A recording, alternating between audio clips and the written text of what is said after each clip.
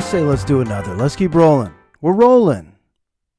Let's ride this wave. You feeling that momentum right now? Are you feeling a little momentum? Let's just keep going. Come on, let's just keep going with it.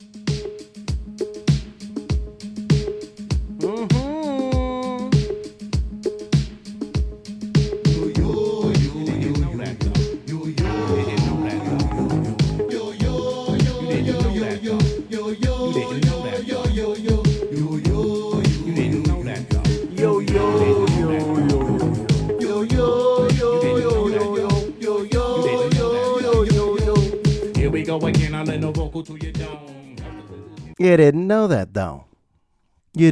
that, though. I got the book Sapiens, folks. I'm officially smarter. I'm going to read it slowly throughout the summer, and periodically I'm going to attempt to drop some of that knowledge. That's not easy, to try to convey the messages throughout this book to you, the loyal listeners. That's not going to be easy, but I'm going to try. Let's do the official summer book club. You looking for something? It's called Sapiens by Yuval Harari. You read it, I read it, we talk, we debrief, we commiserate. There it is. Throwing it down. First official, here we go, book club. You and me. You and me. You and me. You and me. You and me. Nobody, baby, but you and me.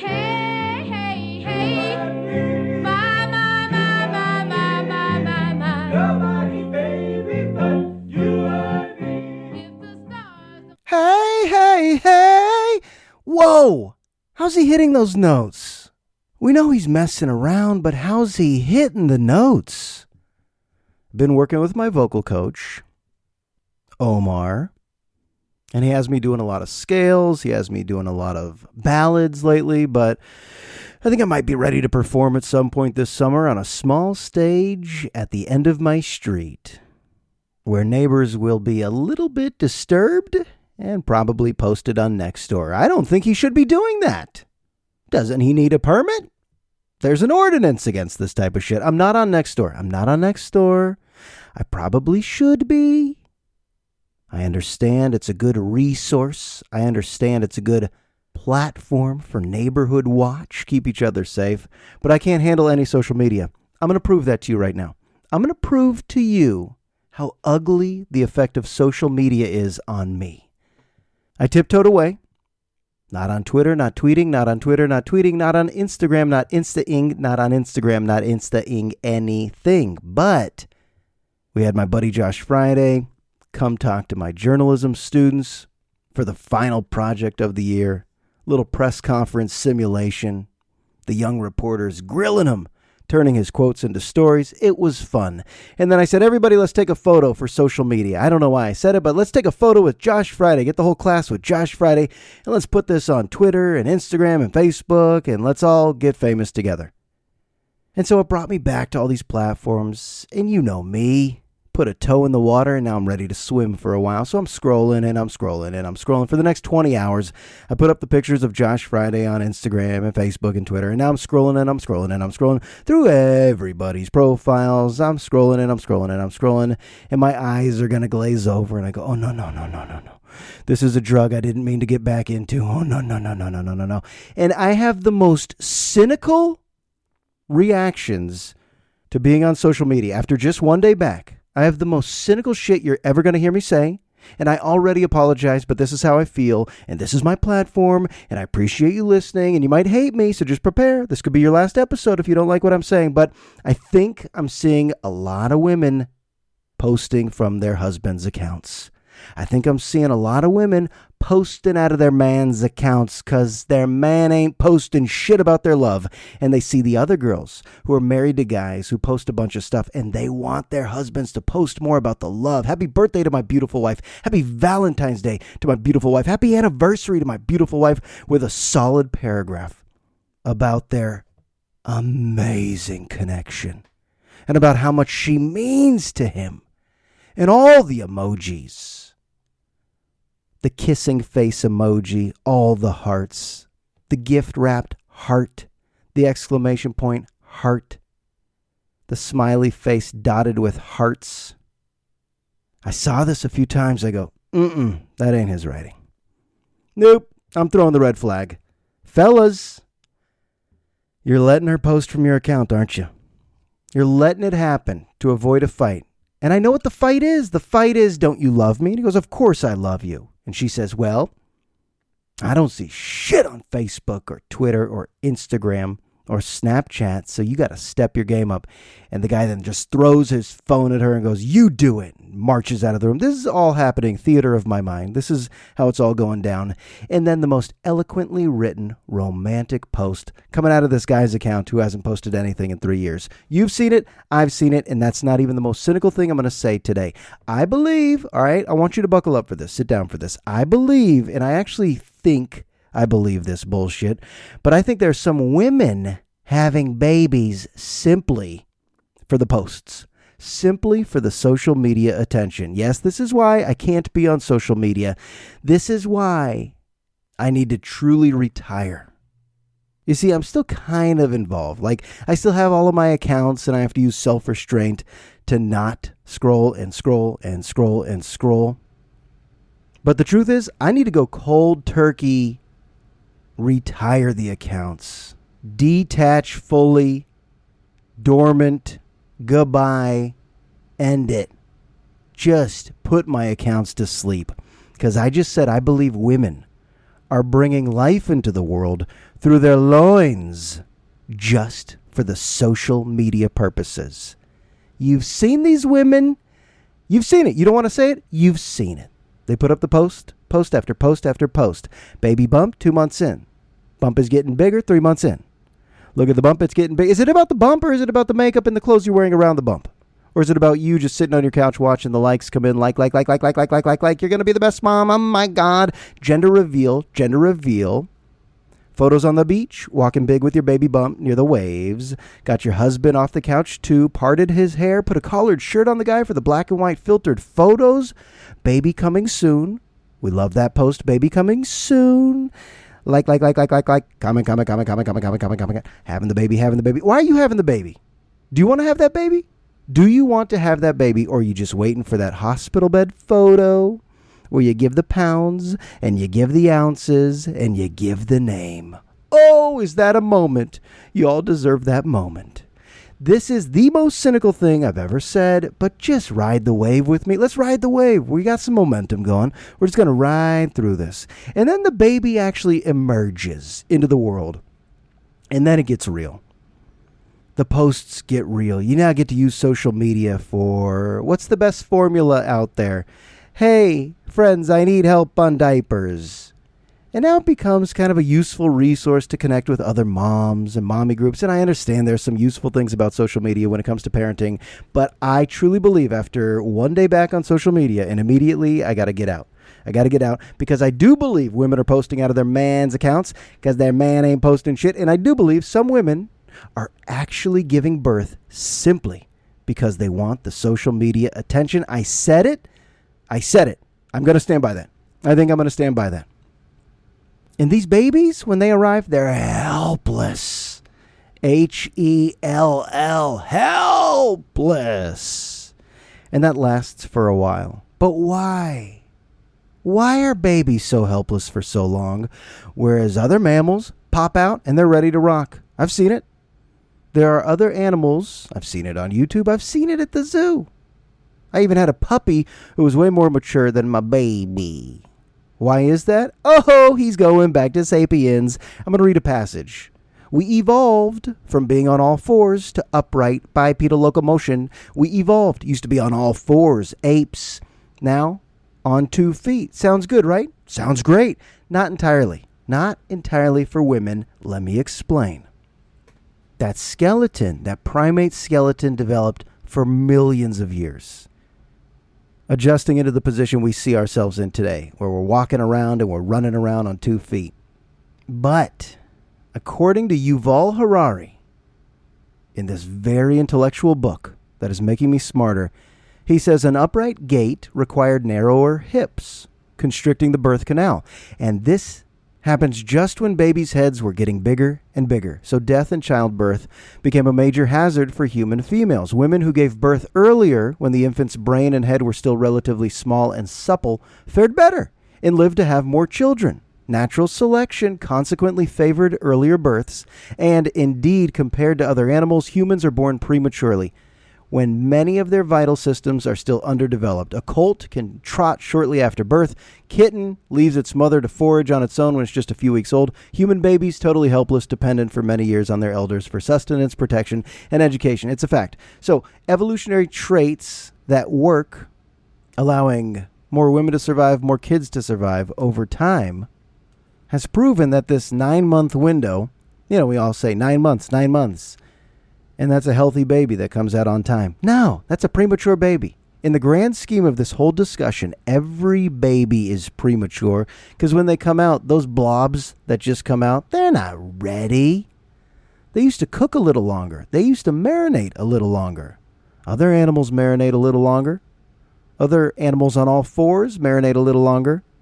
But when we adapt to cranial size, I'm going to get so many things wrong right now as I try to analyze this. But just know that as you see babies born today, and they need all the help in the world for a long time, babies don't become self-sufficient till what? They're like 3.5. They could actually pour their own juice, tie your shoelaces, do anything, brush your own teeth, anything to survive. Yeah, it's a few years. So hey, moms, social media moms who are just having those babies for the photos, it gets real in a hurry. All right, now granted, I think I'm only talking about 1% of all moms. I think 99% of moms are having babies because they want to be moms and genuinely want to bring life into the world, and it matters, and they're feeling that instinctual connection through all the brain chemicals to their kids. And then I truly think, by scrolling, my sample size is 3 hours, probably yesterday, 3 good hours on social media. I can't stop, he can't stop, won't stop, can't stop. I do think there's some women that are just turning the whole pregnancy and birth and gender reveal into their own little production. Put that spotlight on me. Speaking of put the spotlight on me, I'm reading the Steve-O memoir because clearly I'm a moron. My wife's over here reading a New York Times bestseller. And she can't even look at me. Look at my husband, this moron, this idiot, reading the Steve-O memoir. I am. It's a page-turner. He's not likable. But every chapter is, then I lit my head on fire, did a backflip off the 2nd floor of an apartment building, and I broke my ankle, I did coke, and I got addicted to painkillers, and then I had sex, and then I rode my motorcycle into the ocean, and I'm just like, holy shit, I can't put this down. I want to put it down. I'm reading Steve-O's memoir, Steve-O from Jackass, and yet, he's very honest, very candid. I want attention. I'm doing all this because I want your attention. I will break bones for you. I will bleed for you. I will film an overdose for you. Watch me. Read my book. And I fall into it. All right, I'll watch. If I was actually avidly going to social media, I would just be one of the many sheep out there. Sheep out there just scrolling and clicking like and going, hey, gender reveal, click. Oh, you're going to love it, but I don't want to do that. I don't want to waste my time. I don't want to waste my time. And of all the things Steve-O mentioned, I'm just going to reveal one of the last things I read. When he was doing Wild Boys with Party Boy Chris Pontius, when he was doing Wild Boys on MTV, which was a spinoff of Jackass, he said they did a stunt where they dressed up as zebras. Tell me if you remember this. They dressed up as zebras and pretended to be in Africa and ran out into the jungle to let lions maul them as they ran from lions. And I watched this. Do you remember this? Steve-O, Chris Pontius, dressed up in zebra costumes, went out in Africa. And then they go to promote the show on Jay Leno's late night show. And Jay Leno saw them in the green room and said, I don't buy it. It looks fishy. I don't think you were in Africa. Jay Leno's actually very sharp. And that's what Steve-O said. It's true. We were lying. We were not in Africa. We staged it. Those were Hollywood lions. We were just on a Hollywood film set. And we told all the viewers, all the MTV fans that we were in Africa. And I was thinking, oh, shit. We've heard the term fake news, but what about fake shows? Now, how naive do I sound? Because I understand most reality TV is staged. I get that. And I understand there's bias all over the news. I'm not trying to defend all reporters, all media, all journalists all the time, even though I do defend journalists because there's a lot of quality work out there. However, I didn't realize some of the shows I've enjoyed could be just simply lying to us. Hey, here's where we are. No, you're not. There's no laws or rules against that? You can just lie to the viewers? Okay. I mean, I'll move on with my day. I don't think this is a big deal, but starting to realize, wait, how much of that shit that I was watching 20 years ago, how much of that shit was just staged and fake? Next thing you're going to tell me David Blaine's stunts aren't real? I don't want to hear that. I don't want to hear that. It's real to me, folks. It's real to me. You know what else is real to me? CPAP machine. Is it CPAP machine time for me? Sleep apnea consultation coming up this Friday. Oh shit, I'm an old man stuck in the body of a 40-year-old. Old man. I get headaches. The world is wobbly. I get ear pressure. I feel tired often.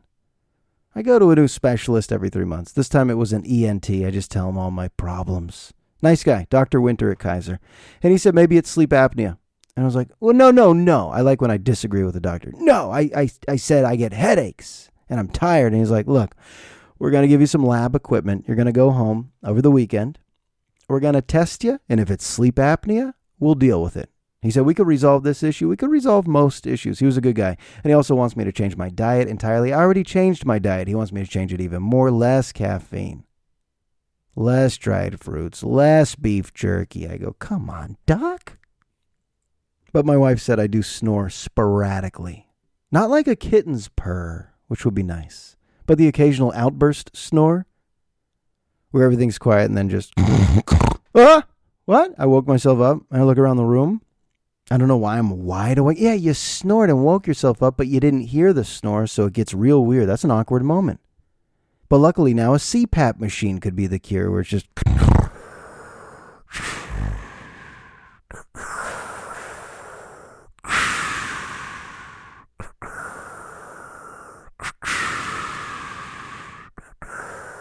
Holy shit, my wife married Darth Vader. Holy shit, Predator action. Are you kidding? Nowhere in the ketubah does it say my wife has to deal with this, but she does. I mean, I've been sleeping on the couch the last few nights, but I got to make sure everybody gets sleep. We're at that age where you can't battle through a bad night of sleep. The residue of a bad night's sleep just ruins the world. Now I'm not present with my kids. Now I'm tired with my students. Now I'm bleary-eyed and my thoughts are even more cynical than I already revealed. Oh, maybe that was it. Maybe my cynical thoughts are from poor sleep because I have sleep apnea, and if I get the CPAP machine... What am I, just tubes out of the nose, tubes out of the ears, tubes out of the mouth, tubes around my neck? That's like headgear, Velcro. Sounds like a lot of straps in a machine. Sounds like a lot of water. It sounds like too much. I hope it's not the case. I don't know. I don't even know how they deal with mild sleep apnea, but I'm just thinking it's not a sexy look. I'm just thinking it might not be a sexy look. Can you believe all babies are premature? Do you know how many things I'm only 18 pages into Sapiens. I feel like I've read a little bit throughout the years, but I've already learned too much where this book is like doing a drug. Honestly, sometimes I read a paragraph and then I just look up at the sky and go, what the fuck? What? Homo neanderthalis? What? Cro-Magnon? How? 200,000? What? Organism? It's too much. It's too much. Join my book club. It's like a drug. Does anyone know that feeling? You're reading a book that's blowing your mind to the point where you feel like you're doing a drug? That, folks, that's a good review. I mean, that's 5 stars on Yelp? Goodreads? How many stars? Honestly, what's Yelp and Goodreads? 4 or 5 stars? I never know. What's the perfect amount of stars for a restaurant or a book or all these things you see on Amazon? Is it 4 or 5? You think I could just Google right now, right? Just Google, but it's weird how I still don't know that. Even like the class schedule. It's June. Tomorrow's the last day of school. Graduation tomorrow. I still don't totally know when some of these classes get out. I just know like ballpark. This one feels like it's just about done. We don't really have bells at our school. That's not a joke. I mean, we have a few, but not all. This sounds like I'm joking. If you have no clue about the school I work at, we have some bells, but not all. Some classes, you just go, all right, guess we're done. Bye. And sometimes there's a bell. Oh, and sometimes you don't give a shit and say, move on, move on, move on. All right. Sleep apnea is scary. If you Google sleep apnea, that becomes some scary shit. Like there's flaps. You want this flap to get more air, so you stop waking your wife up. Then she'll resent you. And then she'll go back on Match.com and find a better man. Someone with less gray plumes in their beard. All right, let's just relax for a moment. I got a story. This is a weird one. This is a true one. Just like Who Here Is From Kung Fu stayed in my head, this one stayed in my head. Okay, and Who Here Is From Kung Fu? That line will always be in my head. It's just so weird. I got a weirder one. All right, stay with me. I was in an awful car crash. Do I have your attention? That'll get your attention. I was in an awful car crash. In 1999, this is around Y2K. I'm living in the dorms down at San Diego State. I'm driving home for winter break. I feel like San Diego State used to have 2 months off for winter break. I'm not kidding. Some of you actually remember that. If you went to San Diego State 20 to 25 years ago, 2 months off. I even got an internship at the Marin IJ. I was home for so long. But I'm driving up my Nissan Sentra, my black Nissan Sentra. I loved it. And I had a friend in the dorms who was like an actor. He was majoring in theater. His name was John Henry Litton. And he said, hey, I live in the East Bay. Can I get a ride home? I was like, yeah, I live in Santa Fe, but okay. I forget where he lived. Maybe like Moraga area. But we were kind of buddies. So I was like, yeah. I committed to an 8-hour road trip. I liked him. So I said, yeah. Could have been some nice alone time, but I said, yeah. So I was driving for 7.5 hours, loving the music, good conversation, tons of snacks, and then coming over a hill. I didn't know it was bumper to bumper on the other side. Totally my fault. Didn't brake in time. Smash, car crash, airbag out. Boom, right in my face. What's happening? Disoriented. Tow truck had to come. Take the car. We got in the passenger seat of the tow truck. They brought us to BART. We BART all over the Bay Area. It's like 10 p.m., 11 p.m. We call our moms from payphones back then. No cell phones in this story. No cell phones or pagers in this story. Just truly stranded and looking for payphones to call our moms and say, hey, we were in a bad car crash. My car was totaled. Tow truck took us to BART. I remember going all the way to this guy, John Henry Litton's house, and I slept there. I slept over at his house, and the next morning I was going to go to a tow yard. You ever been to a tow yard? Holy shit. Okay, I had never been to a tow yard, and this was out in the sticks. Officially, no clue where I am at this point. Just disoriented. Do I have back pain? Do I have whiplash? Am I injured? Where am I? I'm staying at this guy's parents' house. This is how I meet a friend's parents in the East Bay. Hi, Josh. Thanks for getting into a truly ugly car crash with our son. We'll take care of you. Here's a blanket. Here's a pillow. Enjoy your anxiety tonight. So the next morning, they take us to this yard, and it is straight out of Misery. I mean, it's Little House on the Prairie type shit. We just emerge into a different era, into a different world, and the people there, the toothless people in the sticks, are not helpful. There's this little portable office where I figure that's where I tell them, that's my car. I got to get my stuff out of there, my luggage, my CDs, my compact discs. The story's not even going anywhere, so if you're still listening, I apologize. And I go in, and no one's really paying attention to me. There's about 10 employees in this little portable. It's hot in there. Fans are going, no AC. Everybody's big and fat and ugly, and I'm just being honest for a moment. I'm just being honest, and it's scary in there. It's scary. Everyone seems to be on the phone, running around, papers flying in the air. It's some Keystone Cop type shit. It's some Keystone Cops type shit. People are just colliding, papers in the air. People are making copies. Everyone's on the phone. And I finally see who's running the show. It's Big Mama, probably in her late 50s. She finally gets off a call and says, yes. And I said, hi, I had the Nissan Sentra. I believe it was brought here. And she goes to a pad of paper, a yellow pad of paper. And with her finger, she starts going down, down, down, down, down, looking for Nissan Sentra, I guess. Down, down, down. Turns the page. She's going down, down, down, down, down. She can't find it. Turns the page. She's going down, down, down, down, down. And the phone rings. Bring! She picks it up. I'm watching this lady. I'm just staring at her face. I'm disoriented. I'm pissed. I'm impatient. I'm staring at her face. And as she is listening to whoever's on the other end of this call, her eyes get wide. Lady looks so giddy, so happy, so excited. I've never seen any sort of emotional outburst come out of a face like this. And she said, okay, thank you, bye now. She hung up the phone and she said, boys, everyone stopped whatever they were doing. And she looked around and said, we're going digital. I don't know what the fuck that means to this day. Boys, we're going digital. And everyone celebrates like they just won the lottery, like their favorite team just won the Super Bowl. Boys, we're going digital is seared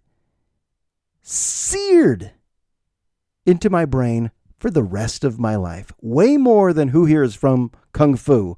Boys, we're going digital. Then she eventually helped me out just enough where my insurance allowed me to get another car. And who cares about the rest of the story? I mean, fine, I got home. Everything's fine. I lived. Airbags work. But I'm going to explain to you throughout this podcast certain stories where a line, just one line, stayed with me. And it never goes away. Is it possible that there are songs still stuck in your head from when you were in middle school and you're like, why won't that go away? I like to move it, move it. Is that still stuck in your head? God must have spent a little more time on you. Is that still in your head? I saw the sign. Is that still in your head? Oh, ho, ho, the sweetest thing. Is that still in your head? Just to see you smile. Is that in your head? I got my mind set on you. Is that still in your head? Can I play something right now? I'm going to play you something so fun, so wonderful that it's impossible to be in a bad mood as you listen to this. All right, I'm going to give you a little taste of Young Holt Unlimited. I'm embarrassed that I had never heard of Young Holt Unlimited until this week. I discovered them. They were the intro song in a documentary, and I was like, what is that? What is that? You ever hear a song in a documentary? You're like, I need that. That's just fun. I need that song. I found the song. It's called Soulful Strut. As you listen to this by Young Holt Unlimited, I dare you to be in a bad mood.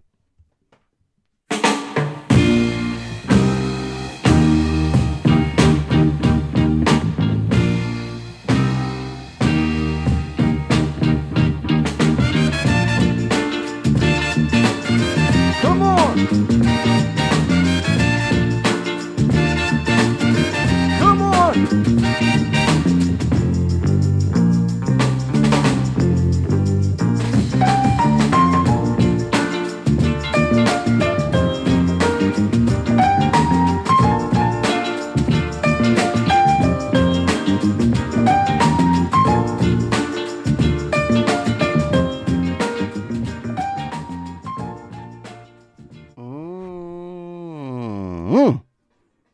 Was I right or was I right?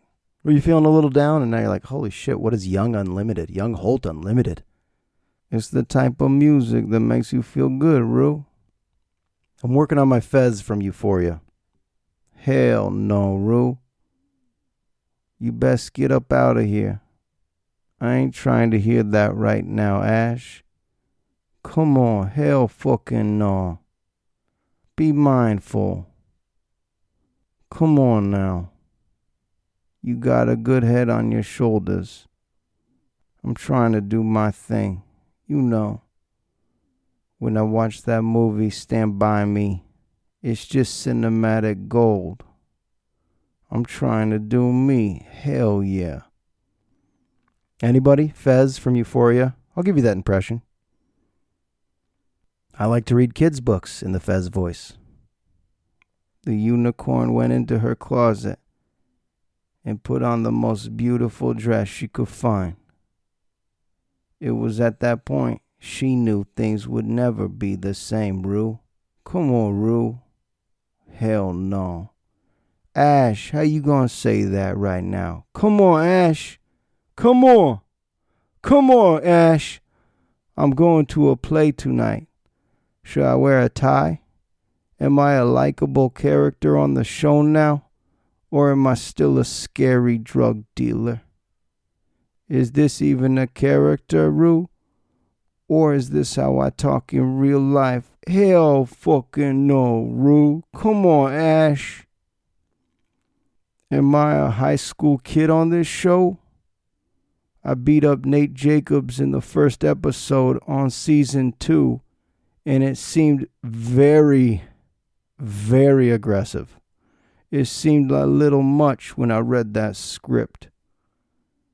But little did I know Nate Jacobs' dad would become more of the focal point of the plot. Come on. Hell no, get out of here. All right, there's your fez. Okay, let's all just work on our impressions. Let's work on being less cynical. Let's just accept the fact that some women are having kids for social media and some women want to post to their fellas' accounts. I said it. You said it. I bet it. I haven't slept well because I have apnea. I'll get the CPAP going soon. This episode's done. Okay, we got to say goodbye to this episode. They come, they go. Such is life. Things come, they go. I love you all. I wish you well. For episode 188, I say you step up and write a review. Give me a rating on iTunes. You know what? It's time. It's time. I've been giving you the option, before this, but now it's time. Drop that rating, that 4 or 5. Give me a 6. Give me a 7. I don't know. But be nice. I'll be nice. You be nice. You can follow me on Twitter. I hope to never be there, but you can follow me at jrosenberg957. And now this one is officially in the books. I'll talk to you soon.